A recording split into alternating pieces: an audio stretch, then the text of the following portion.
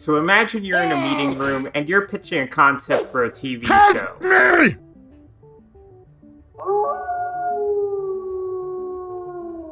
Me! So here's your idea. People like cats, right? People also like jets. Well, what happens if you merge the two together?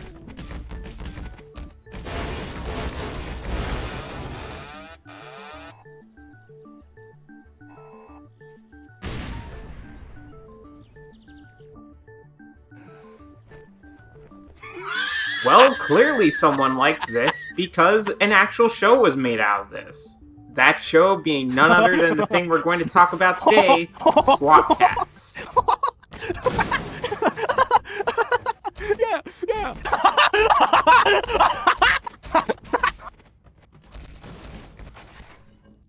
So how did I discover SWAT Cats anyway? Well, it all started back in, I'd say, the mid-late 2000s. Somewhere around 2008 or 2009 if I had to guess. I did not watch this show during my formative years. No, instead I used to watch a lot of Boomerang back then, and I'd sometimes hear about the SWAT Cats on the Boomer Action segment. Though I never really watched any of Boomer Action in general. I was personally more of a Tom and Jerry guy myself, so by extension I never ended up watching SWAT Cats either. That is until many years later, I was watching some Cartoon Network and Boomerang commercial compilations, and I remembered SWAT Cats. I was a bit more into action-related shows than I had been as a kid, so I decided that I'd finally give this show that I heard of a couple of times but never watched a shot. So what do I think of it? Well, to begin, let me give you a brief explanation of the show's premise first. The SWAT Cats are two cats named Chance and Jake, though more often than not you'll hear their code names T-Bone and Razor, who have been made to run a junkyard, but their real job that they do in secret is protecting Mega Cat City from all manner of villains. They ended up in this position though because they were originally part of the Enforcers, this universe's version of the police. However, after something went wrong, they were forced to run the junkyard, but since they wanted to be back in the air again, they went and built their jet, the Turbo Cat, from literally a bunch of scrap metal, which is actually pretty impressive. Speaking of the Enforcers though, we also have Commander Farrell leading them. The problem is that Farrell tends to have a bit of an arrogant attitude and wants to show that the Enforcers don't need help from the SWAT Cats, even though without them the Enforcers are more or less useless against any sort of serious threat. It's made pretty clear throughout the series that at best Farrell will begrudgingly thank or even help the SWAT Cats, but more often than not he complains about how they're vigilantes and would love nothing more than to reward their efforts with time in prison. Next, in terms of recurring characters, we have Mayor Manx, who's, well, the mayor, but he's largely a bumbling idiot while his deputy mayor, Callie, does all the actual work. Callie is also the only one who can actually contact the SWAT Cats directly. Okay, but why? This means that they'll only show up when they overhear something on police radio, see it on the news, or Callie calls them. Also, Callie always runs out to call SWAT Cats, though I don't think it's ever explained why either. I understand T-Bone and Razor having secret identities, but I don't get why Callie being able to call them is secret either. Seriously, that's never explained in the show as far as I can recall. Oh right, also Callie tends to get captured sometimes by the given villain of the week. She seems to at least make an attempt to try and escape or fight back at least. And speaking of villains, we have a few main villains. I'm not going to bring up one-time villains here, instead only a few of the recurring ones. We have the Past Master, who, you guessed it, allows for time travel, including altering the past to make a bad future, or bringing monsters from the past into the present. As a Sonic CD fan, I have no complaints here. Next up is Dr. Viper, who uses various chemical agents and biologically mutated creatures a few times to try achieving his goal of taking over Mega Cat City and turning it into, a swamp, I think? Then we have the Metallocats, who are simply mobsters turned into machines. Their goal is to, you guessed it, take over the city and put it under a sort of pseudo-mob rule. You know, a mob of two.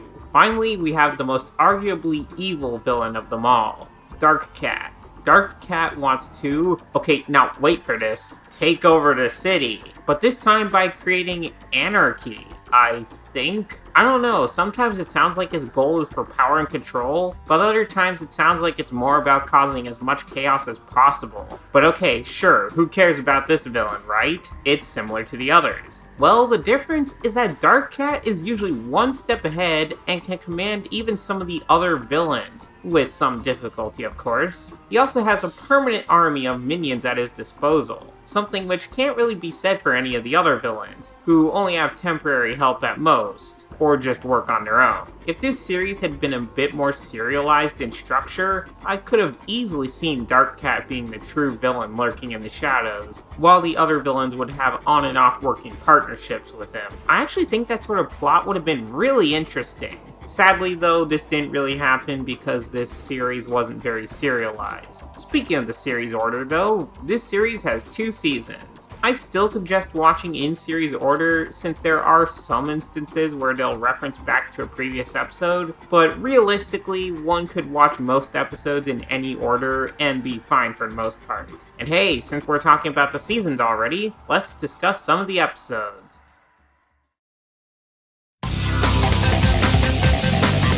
Like the other shows I've reviewed, I'm not going to go over every single episode, though I will cover the best and worst few of each season. Keep in mind that, save for a couple though, there aren't any really bad episodes, just less good. Starting off with Season 1, this is the one where you're going to get the most world building, though world building is a bit of a stretch, because most of what we get are brief glances into how our 2 protagonists actually got here. We get some more information about Mega Cat City as well, but in large part this is mainly episodic, except of course when certain episodes randomly reference back to previous ones. But let's start off taking a look at the best of Season 1, The Wrath of Dark Cat.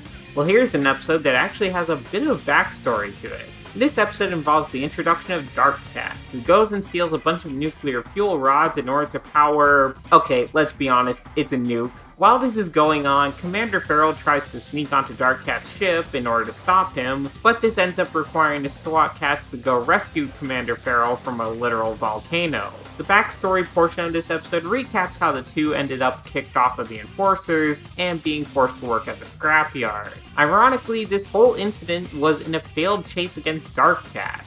But of course, by the end of the episode, the SWAT cats have managed to succeed by rescuing Farrell and by defusing the bomb. Honestly, I really like this episode all around for its backstory explanation, as well as the fact that, okay, have I mentioned yet just how good of a villain Dark Cat is? And by the way, this is one of his weaker and less complex appearances. He already knows when Farrell is aboard, but was just waiting for him to show up in the cockpit. Granted, not the most amazing episode ever, but I found it enjoyable all the same. Destructive nature. Now this episode is quite good, as we get to see Dr. Viper here. You know, even if this was already his second appearance in not even 4 episodes, well, he decides to take over a giant newly built tower with a bunch of mutated plants. Okay, look, I know that doesn't sound very interesting, but I promise it gets more exciting. Callie gets trapped in the building, and is forced to the top of the tower by... Oh, and at the top of the building, Dr. Viper is there, planning to release a bunch of spores that will destroy Mega Cat City. The Enforcers aren't very good at their job, and in fact accidentally make everything worse. Yeah, that's going to be a recurring pattern throughout the series, though. Then again, the SWAT cats don't have much luck until Razor enters the building and is able to find and rescue Callie, where they learn how to defeat the plant creatures. And so they decide to freeze them with liquid nitrogen. Now, it's hard to exactly explain why I like this episode, but I think part of it is a personal bias towards these types of interiors to begin with, as well as the overrun/ruined interiors look of everything. You take a late 80s or 90s looking interior, and then you also cause it to be heavily damaged or overrun with plants, and I'll probably like that. Maybe it's because it reminds me of Half-Life or something, but then again, who knows. The point is that I think this is a very solid episode, and I personally really like it. Metal Urgency. Alright, time for a Metallicats episode. I'll say that Metallicats episodes are never really bad, but I sometimes find them weak, as you'll understand in a little bit here. But this episode is something that they do only once throughout the entire series, which is what I think makes it so interesting. What if someone found out who the SWAT cats really were? Sure, there are some moments where people try, but the Metallicats are the only ones to actually find out. And they're clever about it too, because they manage to escape with the information even after the SWAT cats think they've taken care of it and defeated them. It gets to a point where the SWAT cats are even prepared to go out in a blaze of glory. So the mission is clear: defeat the Metallicats or die trying. The professor who helped to fix the Metallicats is able to give Commander Farrell a device which will wipe their memories, and at the end of the episode, the Metallicats offer a deal to say who the SWAT cats really are, but Farrell wasn't open to negotiations. For this, Farrell surprises even Callie, but he basically acknowledges that the SWAT cats have done so much good that he didn't want to even be able to owe them anything by knowing their real identities. Seriously, this is one of my favorite episodes of the entire season. And by the way, did I mention we get a mech battle in here? Because yeah, we get a mech battle in this episode. I mean, come on, you've got to admit this is cool. Catastrophe. Guys, you get it? Because it's got cat in the title. Get it? So what could possibly match the previous episode I mentioned? Well, how about an episode where multiple villains all team up together? This is the season finale, so I guess it's only fitting, but here we have Dr. Viper, the Metallicats, and Dark Cat all teaming up together to try destroying the SWAT cats. It didn't help, of course, that the SWAT cats had already been falsely blamed for blowing up a building. What I really like about this episode is just how big of a plan the whole thing is, mainly thanks to Dark Cat. What's that? The Metallicats messed up part of the plan? Don't worry, Dark Cat has a contingency for in case that happens. He fails to destroy them? There's a plan for that too. What if his evil associates turn on him after he decides to keep the whole city for himself? There's a plan there. He even has a plan for in case everything fails, he'll take everyone else down with him. It's still remarkable that Dark Cat ends up losing given how many fail-safes and alternates he has for certain situations. I really like this episode just for that aspect alone, as well as seeing all the villains team up. But we even get to see the SWAT cats and Farrell team up, no matter how briefly. I really don't think I can even come up with any complaints about this episode. It's just very well done, and the series could have ended right there and I would have been happy with that conclusion. But now that we've talked about the best episodes, it's time to get to the worst episodes as well. Now, I'll say this again, but most of the worst episodes in here aren't truly bad, just weak at most. The Metallicats. This is the episode that introduces, well, the Metallicats, as well as their backstory about how they were turned into robots. In short, they were trying to escape Alcatraz, get it! But ended up drowning. However, this professor managed to put their memories into robots, but they were still evil, and as such stole all of his weapons and went on a rampage across the city. Now, there is a gripe I have with this episode, and that's the fact that we don't really spend a ton of time on these characters actually adjusting to being robots. I mean, they even get some skin suits to start off with. What would have been far more interesting is if they woke up and just didn't realize they were robots for a while, until they realize more and more throughout the episode that they are. Instead, they wake up and almost instantly realize that they're robots. This isn't too bad, but then nearly the entire rest of the episode gets boiled down to, oh look, they're robots, so they're nearly invulnerable, and not much more. Yeah, more metalhead, and less, oh no, they're robots that can't be beaten. It's an okay episode, but not fantastic, and I just think more could have been done with the plot. Chaos in Crystal. And as for this episode, well, actually it has a similar problem to the previous one. In this episode, this prisoner got turned into a crystal creature that can also turn other things into crystal, including people, cats, and that's the bulk of the episode. I will say that there's a very brief subplot involving the owner of these crystal mines apparently exploiting prison labor for his own profit, but not much else is really done with that. Otherwise, it's a whole lot of, oh, he's a crystal creature and is nearly impossible to stop. Just another okay episode, but not much more than that if you ask me. The Ghost Pilot. Remember how I said that most of these bad episodes weren't actually all that bad? Well, this is another reason why. This episode involves the revival of the SWAT Cats universe's version of the Red Baron, called the Red Lynx. Though he apparently was in Mega War 2, so does that mean they had 3 World Wars or something? Or was there a different first one and the one we know as World War 2 simply didn't happen? Was there a cat Hitler? These are very important questions I would like to have answered. Okay, all joking aside, the Red Lynx comes back after his plane is recovered and is placed in a museum. That's literally how he returns. A light shines in through a window in the ceiling, and he's just suddenly back somehow. Even later on in this very same episode, it's just written away with, yeah, we have no clue how he came back to life. We're just gonna call it ghost magic.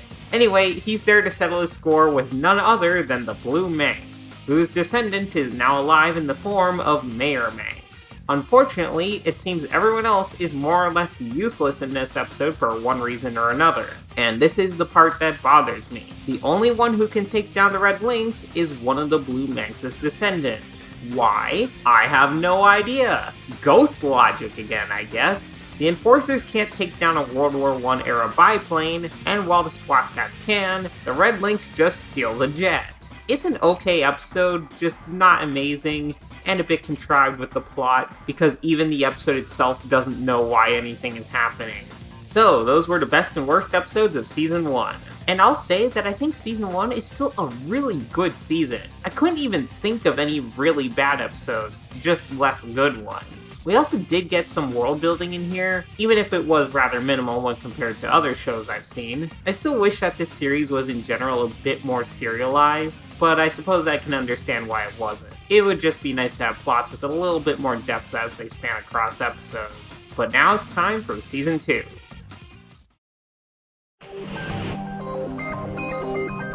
There isn't really a ton to note compared to Season 1, except that the art style has changed somewhat. It isn't the biggest style change I've seen before. Believe me, I've seen far worse mid-series style changes. But for the first episode or two, it's a bit jarring, especially since you can sort of tell that the animators weren't quite used to this yet. The company doing much of the animation switched from Season 1's Hanho Hoing Up Company Limited to Mook Company Limited. The new animation style seems to wear its anime influences on its sleeve though, compared to the somewhat more western-styled first season. To some, that might be better or worse, but honestly I think it's just something that takes some getting used to. We also have the introduction of a new recurring side character, that being Felina Farrell, Commander Farrell's niece. I honestly don't know why she's here though. She isn't a bad character or anything, but much of what she does seems to be butting heads with her uncle and literally saying that she doesn't take no for an answer. She's helpful to the SWAT Cats and acts as a decent third person, sort of, but at the same time I've never been able to shake the feeling that she's a tougher version of Callie with a gun. One other thing to note about Season 2 is that while the season technically has the same amount of episodes, some of them are more like half episodes. We'll get to that in a bit though. Oh, also the new intro is super good and honestly really cool, with the remix of the main theme being great. If I could only pick between the Season 1 or Season 2 intro, I'd pick the Season 2 intro every single time. But let's get started with the best episodes. Mutation City. Well, this is another Dr. Viper episode, but this time he decides to flood the city with a bunch of sludge, which mutates nearly every organic thing that it touches. Sorry, but this episode is seriously cool. Battling through the mutation-infested city, having to get into the building in order to undo everything, mutated monsters. Honestly, it's basically more of the Season 1 episode destructive nature, and I'm all for it. We also get to see a mutated version of Dr. Viper, which I for some reason didn't expect. There are plenty of differences between the Season 1 episode and this one, but I also can't help but note the similarities as well. I will say though that I wasn't kidding with the animation being a bit rough at times. Like, look at this scene for example. Why instead of trying a smooth zoom, does this just snap between frames a bunch? Here, let me help with this. Wow, look at that. It took about 30 seconds worth of basic editing to do, and it looks way better. Still, I don't have any major complaints about this episode, and I just think it's good. A bright and shiny future. Well, the Metallicats are back in what I think is my second favorite episode with them. Here we see the Metallicats team up with the Pastmaster in order to lure the SWAT Cats into the bad future. Oh wow, this show is making me want to use Sonic CD music. Also, while the show doesn't say, I'm guessing they landed in the year 2030 or something, because at the rate things are going in this world,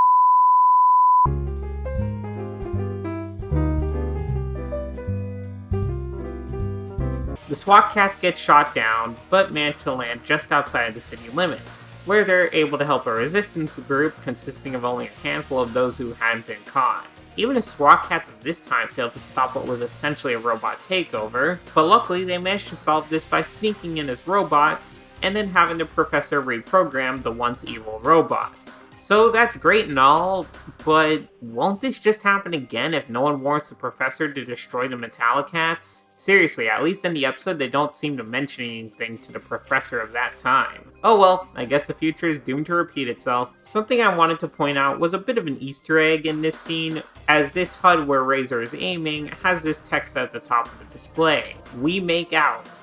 Proud of them." I don't know who they're referring to, but I thought that hidden Easter egg was pretty funny. Either way though, this episode was pretty good. I just worry that they've created an infinite loop.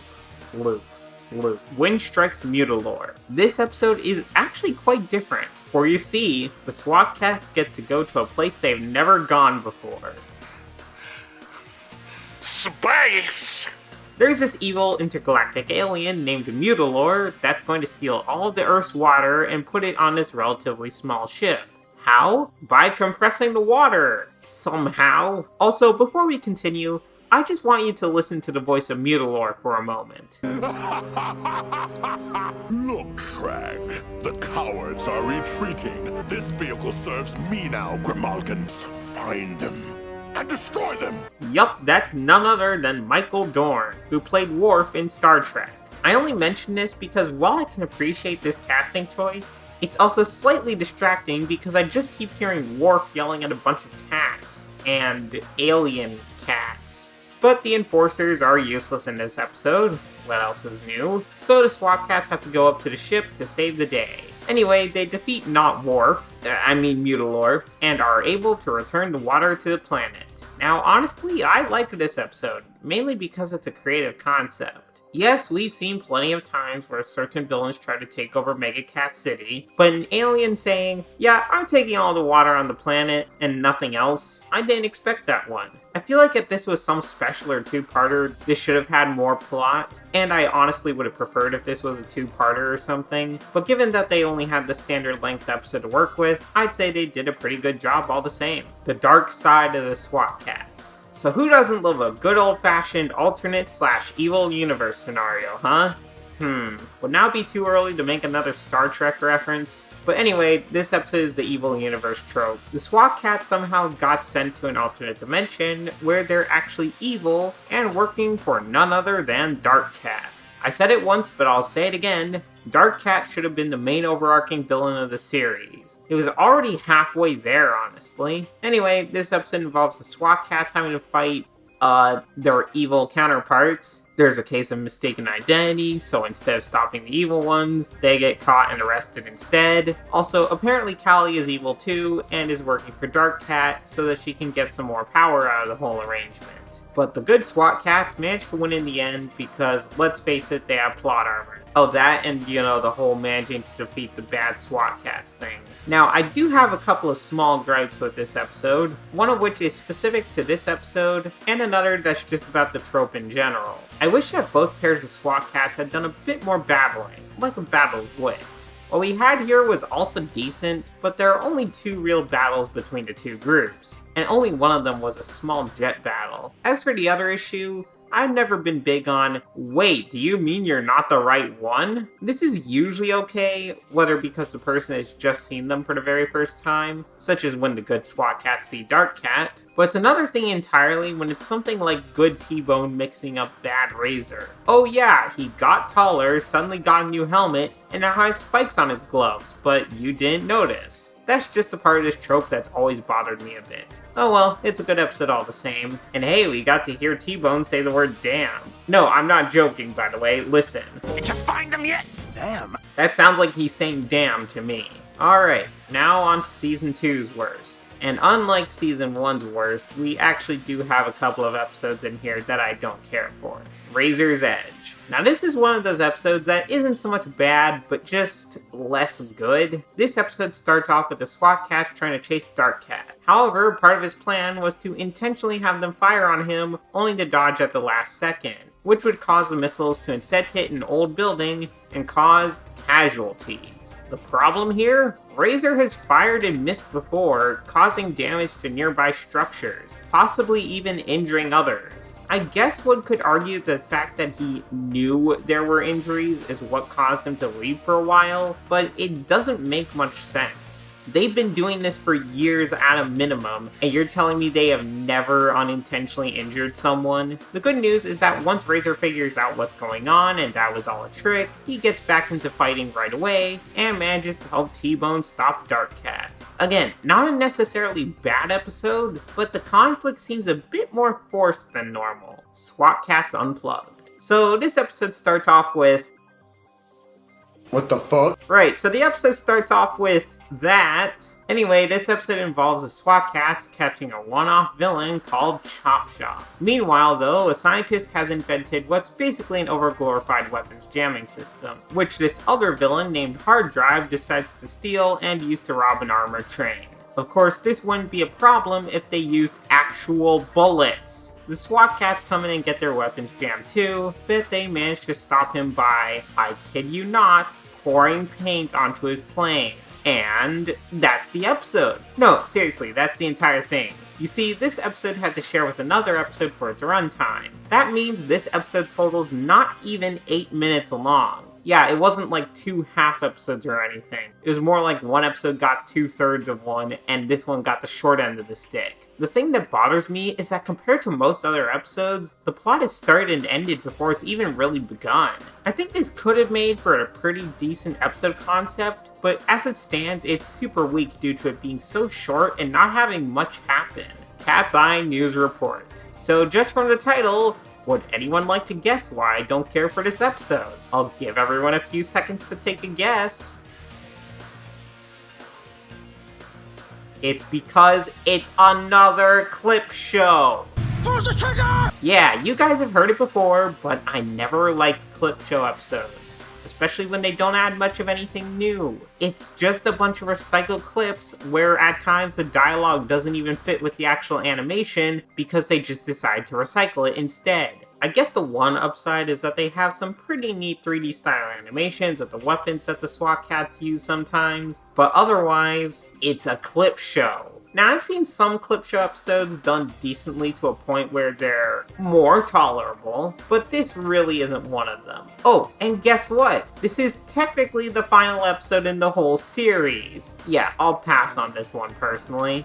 No, it's quite alright, I don't think I want those. So season 2 was slightly less good. I think it had some better highlights for what it's worth, but the bad parts were also a bit worse. Just as a reminder, Season 1 didn't even have any episodes I considered truly bad, while this one had at least one I really didn't like, one I didn't care for, and one that was decent enough. It isn't the worst thing ever, far from it, but if we're having to rank how good the seasons are overall, I'm still sticking with Season 1. There are things that are still genuinely better with Season 2, such as the intro being better, and I think they were more ambitious with certain episodes, because, I mean, come on, they went to the future and to space. But I'm not going to pretend like there aren't issues. For example, some animation errors and general choppiness are an issue. At least one of the episodes was just plain stupid. One episode simply started and almost immediately ended because it had to share a runtime with another episode. And the clip show just feels phoned in.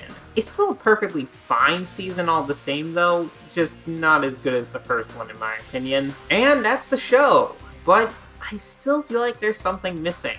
Like, oh, I don't know, a video game tie-in. Because of course SWAT Cats needed its own game. So before we move on, let's check out the SWAT Cats game for the Super Nintendo. Alright, here's the game. We can play as either T-Bone or Razor here. So let's start out with T-Bone and go to the first level in a part of Mega Cat City, which has been overrun by Dr. Viper's giant bacteria. Oh yeah, that's an episode I didn't really show when discussing the seasons. It's a fine episode, just not incredible. Let's also talk about the weapons for the game. So unfortunately, the actual weapons to be used against enemies have next to no range. Their firing power starts out fine, but gradually gets less and less useful as the game progresses, and stronger enemies are taking several hits at close range to take down. Also, T-Bone's jump is pitiful. But making our way through the end of the first level, we get to this flying section. Now these flying sections in the Turbo Cat are really cool. Well, sort of. I like the 3D effect they're trying to pull off here, but there's one problem. This isn't actually flying. Notice how I can't actually move up and down, because that moves the crosshair, but I can move left and right. I kept instinctively trying to move up and down to dodge certain projectiles for the first while. This also means that the actual crosshair will inevitably become desynced from where the jet is, causing me to essentially have to look at two areas simultaneously. It certainly could have been done worse, but I still would have appreciated some actual vertical movement. If this could only be done with the movement on one axis though, at that point I would have just preferred a vertical shmup type of level in here instead, such as the ones from Tyrion, though perhaps that's just me. These sections are still cool, and my only complaint is that they take some getting used to, and run contrary to what I'd expect in, well, actually most flying sections in a video game. But let's get back to talking about the gameplay of the main levels. It's, fine. However, I think the problem is I feel like the cats are just a little bit slow. I don't want them to be Sonic fast or anything, but not super slow either. Then again, I think it's the animation of the sprites that doesn't help either. But we get one movement speed, with the walk cycle consisting of a grand total of 3 frames. Yes, 3, and that's it. It really detracts from what could have been a sense of actual speed and movement in my opinion. However, you can climb up the most vertical walls, which is actually quite cool. Each of the SWAT cats also has a special weapon, with T-Bone getting missiles, while Razor gets a jetpack. Now the missiles sound pretty cool, but I swear I couldn't find an enemy to actually hit them with, which sucks because this is the only weapon with some decent range. All the other weapons have pitiful range here. No, instead you use these to blow up these very specific blocks in game. Yeah, sorry, Razor wins on this one. The jetpack is not only decent to use, but it actually helps with vertical sections. Getting back to the levels though, let's continue with this level with Dr. Viper. Nothing too challenging, though this is only the first level. Well, mostly not challenging, because one portion I didn't like of this level was where you have to run away from this giant mutant plant thing. My only problem was that it took lots of trial and error, and I couldn't tell if I was doing something wrong, or if the timing was just that specific. As it turns out, I was trying to climb the walls, which was wasting precious time when I should have been jumping. But I hadn't wanted to jump on the platforms anymore than I had to because T-Bone's jump isn't very good. Say, did I mention that I picked Razor after this? Up next we have Mad Cat Land. Wait, I just realized I didn't cover the Mad Cat episode either, so you have no clue who that is. Okay, well, let me try to keep this brief. Mad Cat is a sort of jester character that has some pretty strong powers given that he can teleport and shapeshift. In the episode, he even managed to capture characters like Feral or Callie. Guys, I swear I'm not picking the episodes with tentacles on purpose here. But anyway, that's Mad Cat. Also, wait a second, how the hell did he make an entire amusement park? Well, either way, Mad Cat is making children go missing, so it's up to us to stop that. This level is mostly fine, though a bit disorienting at times, though I guess for Mad Cat that would make some sense. However, there's a mirror labyrinth area in here, which is a little bit annoying. And finally, Mad Cat himself, who I didn't beat right away. I actually skipped to a different level instead because Mad Cat's fight was rather annoying. You see, you have this really small window of time to actually hit him in, and that's when he's getting ready to throw these cards at you. That doesn't sound too bad, except for the fact that if I get too close before that, he warps to the other side of the arena. But hey, at least I have a longer range weapon. Oh, wait a minute, no I don't! Whatever the case, he's defeated, we free everyone, and move on to the next level. Now we have the Pastmaster stage, where we start off right away in the Turbo Cat, fighting this giant worm, which is actually in the main episode. However, the Pastmaster then sends us back in time, and hey, wait a second, this is literally just an episode plot again. SWAT Cat, you haven't defeated me yet. I'll send you to the past. Oh yeah? Well, two can play at that game, Pastmaster. Watch this.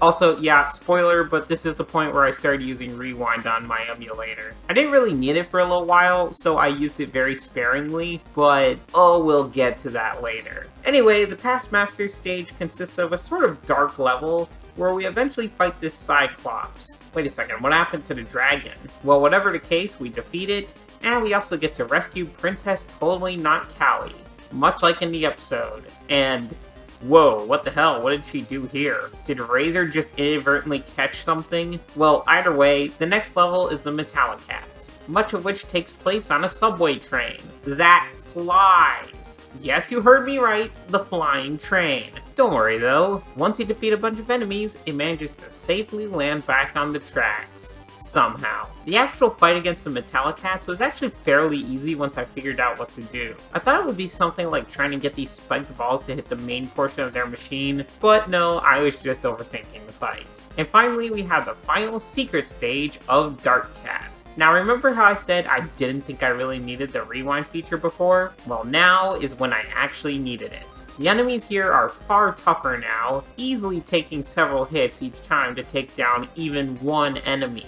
Also, the enemies aren't nearly as easily stun locked, they attack much faster, and some of them have a further range compared to you. Maybe the game secretly wants me to be at a higher level or something, but that would require me to replay stages over and over again, which I'm not doing. I eventually get through, including another maze here for some reason, and manage to find Dark Cat, only to fall into more level. Then I finally get to Dark Cat, whose arena is actually a bit morbid, but in a cool sort of way. I can only assume those are lungs down there, a lava floor, what I can only assume is some sort of tissue or heated rock in the background, and we have a severed body whose skull and hands have been reanimated so as to attack you. That's actually pretty cool. Congratulations, Dark Cat, you have the coolest arena in this game, especially compared to the Metallicats who have 4. After defeating the undead cat, it's on to Dark Cat himself, who actually took me a while, though this was another instance of me trying to do something cool with the boss that wasn't actually needed. I thought that if I could trick Dark Cat into using this sort of drill move in an area without a block, he'd just drill into the lava,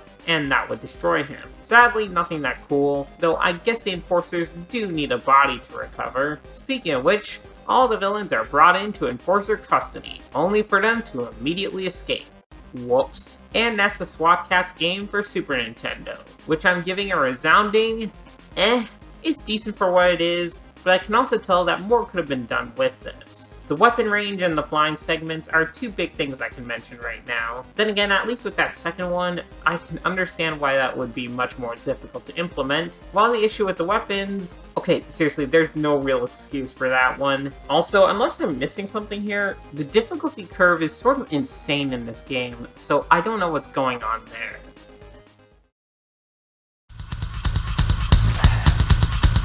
Now, much like many of the other shows I've talked about before, I'm going to try and figure out where this stands in terms of being remembered. And, well, I'll just say that this video was originally going to have the title The Forgotten Squadron for a good reason. This is probably one of, if not the absolute most forgotten show that I've reviewed so far. I don't see memes referencing SWAT Cats at all, and I don't think I've heard anyone really go out of their way to talk about it. I'd even be willing to bet that the vast majority of you had never heard of the series until you started watching this video. That's not to say it's a bad show, in case that wasn't obvious by the rest of this review, though I do think there's something that's been holding it back since the day it aired. I find it a bit interesting that the first episode involves a past master and time travel, because that sort of neatly wraps up what I think of this show. It's a good show that was trapped outside of its time. This feels like an 80s show that somehow got trapped in the 90s by mistake. Seriously, if I hadn't told you when this aired, I bet you would have guessed this was an 80s show, even if late 80s. By the time the SWAT Cats actually got onto the scene, the world was already starting to move on to edgier and more experimental 90s shows. Even stuff like Ren and Stimpy's "Let's see how much we can put into the show before the censors go after us." And the niche it might have been able to fill had already been taken care of by other shows like Sonic Sat AM. Oh yeah, and by the way, talking anthropomorphic characters fighting crime in a New York-style city. Now where have I heard of that one before? I almost feel bad for the show, because it had basically the entire deck stacked against it from right out of the gate. It's a shame too, because I don't think it deserves to be forgotten the way it has. And before anyone mentions it, I know that SWAT Cats has gotten a reboot, sort of, as a comic. I've never been a big comic guy personally, and in fact the few things I hear about comics anymore are almost never positive. I might check it out someday, but I'm not going to pretend like I'm in a hurry either. But that's SWAT Cats, a show that's sort of been forgotten, but I think deserves a little more credit. A show that, again, rather fittingly starts out with an episode of them being in the wrong time that always has felt sort of like it was in the wrong time. It has a few flaws, but I still think it's a good show all the same. Do I think it's the greatest show of all time? No. But I think it's a nice and relaxing show, which I'll still watch from time to time just for fun. Well, that's all for now, though. Thank you all for watching, and take care.